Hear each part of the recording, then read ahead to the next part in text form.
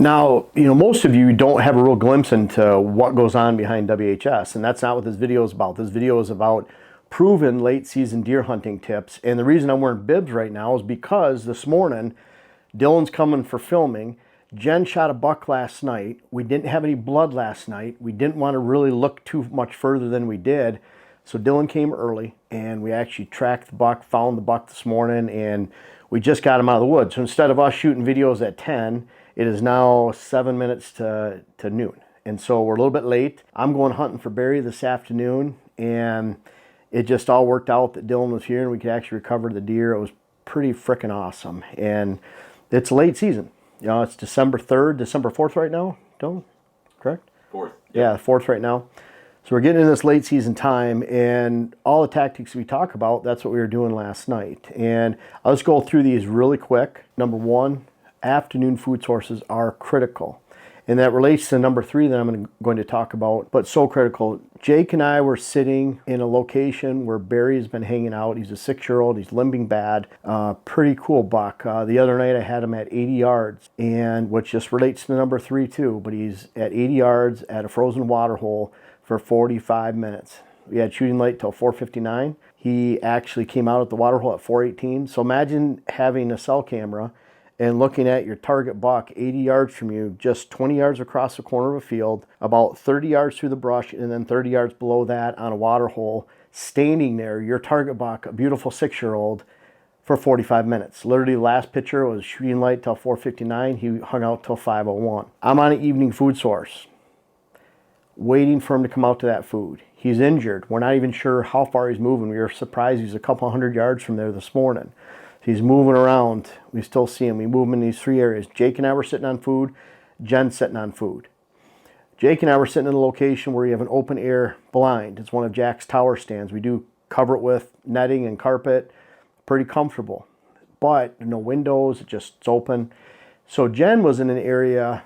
We shot a beautiful late season muzzleloader buck 4 seasons ago.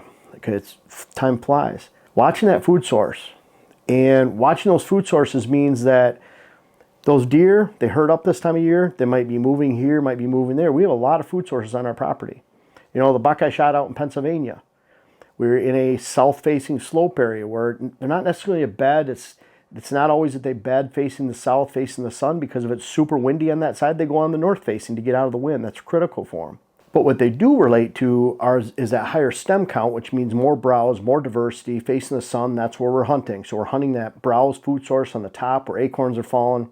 And then that's what we're doing tonight. So I'm watching an area, and we'll talk about this number 3 because this is so critical to protect the movement, where literally we're thinking Barry is 250 yards down over here or 200 yards from us. The temptation is just to go in there and hunt. But then we're going to spook it, and we spook out the whole movement.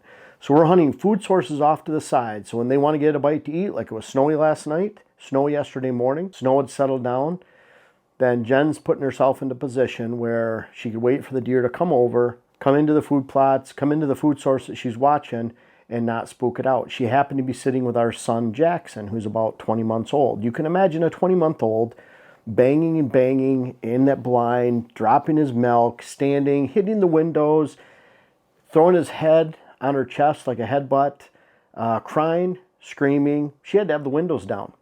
They're all fogged up on the inside. And all of a sudden, she sees this buck out of the corner. She opened the window, got down on one knee. She was doing the super mom hunt and actually got the buck, which was really awesome.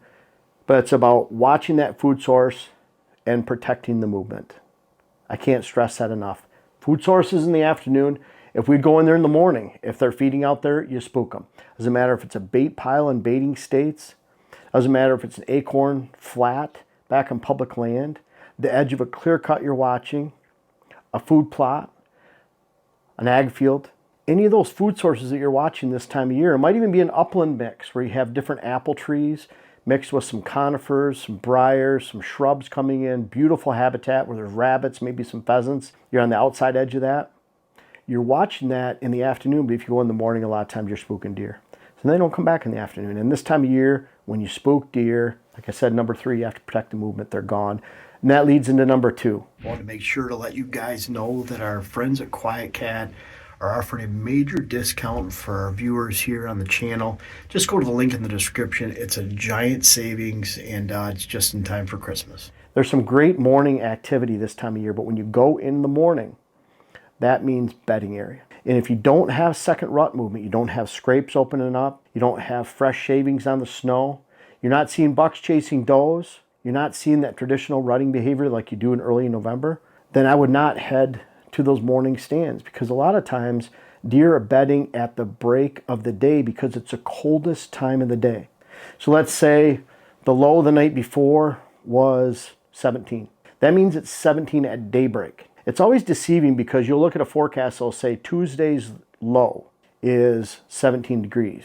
I hope you know that means that Wednesday morning at daybreak is 17 degrees. Tuesday's low is the next morning's temperature. And so if it's Tuesday says low of 17, that means that's what the temperature is going to be at daybreak on Wednesday. And then you have to look at Wednesday's high is, let's say, 37. So if it's 17 degrees in the morning, so deer can conserve energy, a lot of times they're not feeding in that coldest portion of the day, but they might feed mid-morning. Might feed late morning. We see that a lot. We see when you have periods of really cold temperatures, let's say there's snow on the ground. When the snow gets soft, meaning it's 30s during the day or higher, then you can count on some really good deer movement, either mid-morning, middle of the day, afternoon, but certainly not going into that bedding area then when you're not seeing that second rut movement. When you're seeing second rut movement, that buck might be a quarter mile away, 300 yards, a mile away, mile and a half at daybreak, and he's coming back to his bedding area and you're waiting for him. But if you don't have rutting activity, he's probably already there and you're just going to spook out the movement. Now there's random times, I'll even add this for that morning rut. Look at it as mid-morning opportunity. It's really critical. Mid-morning opportunity. That's when freezing cold and you're getting that warm up during the day. You can sneak into the side of a bedding area. You're not walking through it. You're not walking in it. You're not spooking the deer in it. For example, we have them around here where there's ridges, and we know on the back side of a ridge is where they bed. Some really good benches, hidden area. I can think of some of the best ones around. It just works out this way in Wisconsin where we hunt. Here, there's a lot of south-facing areas. In Wisconsin, some of our best bedding areas are actually north-facing. Again, that doesn't really matter, north-south. As far as people get really hung up on that, they got to face the sun. Think what has the most diversity of habitat, which a lot of times is south-facing. But what's the most hidden? Where can they get out of the wind the most? Because that's critical this time of year, more critical than facing the sun. So think about that. But if you can get in next to that bedding area, it might be that you have a swamp edge. And you can go through the hardwoods, and then it drops down to the swamp. And before it does so, even if it's 8 feet in elevation, you're staying on that hardwood edge, looking at the swamp edge, so that any bucks that are moving around during daylight, feeding that on that diversity between hardwoods and swamp, you have that opportunity. Those are some great places to sit where you go in and you say, okay, I'm going to sit here all afternoon. So you're going in at 10 in the morning, 9 in the morning, right at that time where they might get out of their beds and feed a little bit, and then you're just sitting till dark. So really good mid-morning opportunity. And that all relates back to that morning second rut movement. If you're going to go in before daylight and sit like you traditionally would during the rut, make sure you see that rutting activity. If not, look for that mid-morning morning opportunity as well, even if you're outside of the rut. That's when they start to feed a lot, especially when it's really cold. But bottom line, I talk about don't go into that bedding area if there's no rut movement. Don't spook the deer out of that food source because you're trying to push it too far. Jen happened to be in an area where we could take jacks to because she's looking at longer distance shots. She shot her buck at about 100 yards with a muzzleloader, 125. Where I was sitting with Jake the other day, the best shot is about 125. And so you have to be really careful. I'm going into a spot this afternoon where Barry, that buck, he comes through a water hole area to go to the food. I'm going to sit with my scent blowing out into an open area. I can look down into the woods over that water hole. I can look over to the food a little bit. But bottom line is, I'm not going to spook out that food. And that's so critical. You can't spook out the food, can't spook out the bedding area. And if you do, you're going to have a long December because you're not going to see much. They'll move. Deer always move a long ways this time of year. And what ends up happening, especially in high pressure, is deer will get herded up into areas that don't have hunting pressure. So not only are food sources limited this time of year, and deer get herded up because of that, bedding areas are limited this time of year. They're not bedding out in the open hardwoods. They're bedding where there's a lot of thick brush, high stem count, so they have a lot of browse to consume during the day. But certainly, there's a lot of areas, whether it's food or bedding, that just aren't any good to deer anymore, especially older bucks. Just got to face it, does, fawns, they're really resilient for hunting pressure. They'll just move a little bit. Bucks move a long ways. They move 5-6 times more than a doe family group. That's their home range size. Much, much larger than a doe family group.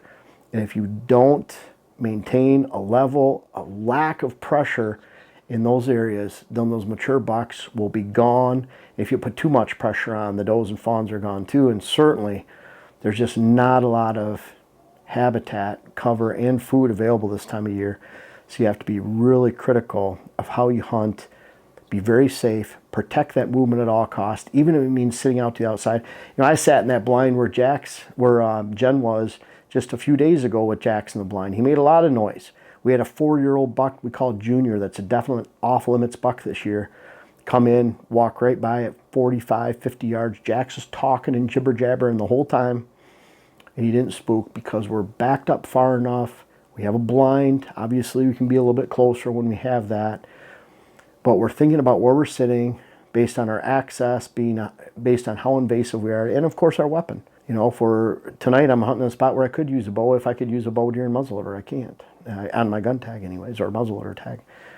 So we're being very careful when we get in, making sure we pull back. But again, have to protect the movement. If you do that during December and you have some deer hanging around, you protect that morning movement, protect that afternoon, evening movement, you're gonna have a great hunt during the late season. Now, I appreciate you guys watching the YouTube channel, but I don't know if everyone knows everything that we have to offer, whether it's on whitetailhabitatsolutions.com, our website, our WHS Wildlife Blends, our seed company. Also, Instagram you can check out. I'm very active on Instagram, putting strategies on there, photos of what we do every day. Much more active there than Facebook. But our seed, web classes, books, clients, articles. I have over 600 articles on whitetailhabitatsolutions.com, everything whitetail strategy. Of course, we have hats on there, and then make sure to check us out on Instagram again. But lots of stuff to offer. We're always coming out with new things, and this isn't the end of it. We have more things coming soon. Make sure to check us out.